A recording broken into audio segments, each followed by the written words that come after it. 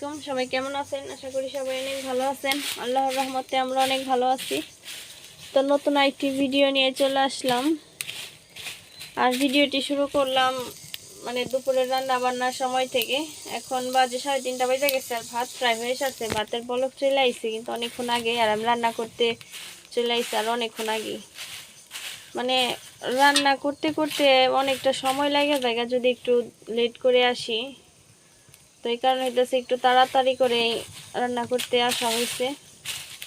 আর এখানে হইতেছে যে কিছু কাটাকাটি করে নিলাম, দাঁড়া আর রসুন কাইটা নিছি, মানে রসুনের খোসা ছাড়াই নিছি।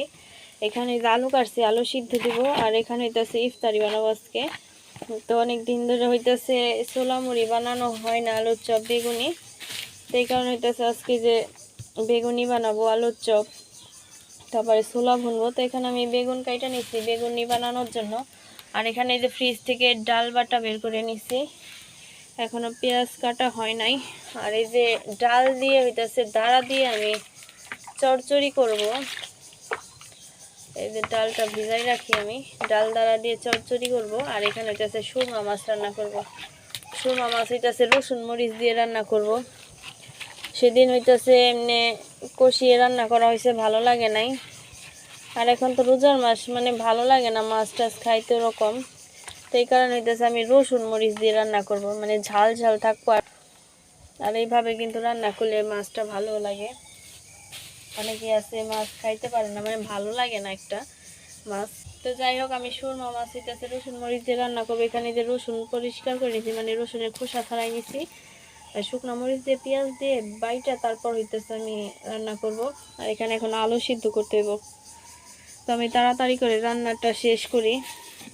মানে যত তাড়াতাড়ি রান্না শেষ করার কথা ভাবি, তারপরও কেমনে যেন মানে সময় লাগে জায়গা, দেরি হয়ে জায়গা।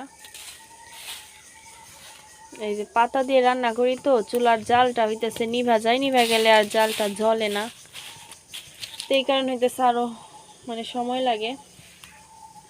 তো ভাতটা প্রায় হয়ে সারছে, আমি আর একটু জাল দিয়ে তারপরে মাছ ঝরাই নিব। তারপর হইতেছে আমি আলু সিদ্ধ করে নিব। একদম তাড়াতাড়ি করে রান্না বান্না শেষ করি। পেঁয়াজ কাটি, পেঁয়াজের খোসা পরিষ্কার করি। তো দেখা হচ্ছে পরবর্তীতে। এতক্ষণে আমি রান্না বান্না শেষ করি। ইফতারির সময় হয়ে গেছে, এখানে যে ইফতারি করতে বসছি। এখানে যে আলু চপ, বেগুনি, তারপরে বড়া, এগুলা বানাইছে। আর এখানে হইতেছে এই যে পুঁই শাক দিয়ে বানানো হয়েছে, বেসন বেশি হয়েছিল, পরে হইতেছে পুঁই শাক দিয়ে বেসন দিয়ে মানে বানাইছি তেলে ভেজে। আর এখানে হইতেছে যে বেগুনিগুলা দেখুন কত সুন্দর হয়েছে। আগে এক সময় এরকম সুন্দরভাবে বেগুনি বানাইতে পারতাম না, তো এখন কিন্তু মাশাল্লাহ পারি, মানে সুন্দর হয়। তো এই যে এখানে হইতেছে অল্প কিছু ফল টল ছেলে মেয়ের জন্য। আমি ফল এমন খাই না, খেজুর মুখে দেওয়ার পর হইতেছে একটু শরবত খাই আর কি। তো ছেলে আর কি পছন্দ করে, মেয়েও এমন ফল খায় না। ওর জন্যই হইতেছে কাটাম, মেয়ে হইতেছে দিয়ে এক টুকরা খাইলে খায়। আর আমি হইতেছে তরমুজটা খাই, তরমুজ ভাঙি। আপেল মালটার প্রতি আমার মানে নাই, এগুলা ভালো লাগে না। যেখানে শরবত গুলাইছে মেয়েই, হইতেছে চিনি দিয়ে ট্যাং দিয়ে এগুলাই রাখছে। আর পরে হইতেছে আমি একটু গুলিয়ে নিলাম ভালো মতো। এক এক সময় হইতেছে চিনি থাকে নিচে, আর চিনি তো আমি এমন খাই না। আমার শরবত আর কি 1 চামচ দিয়ে চিনি, মানে 1 চামচ চিনি দিয়ে খাই।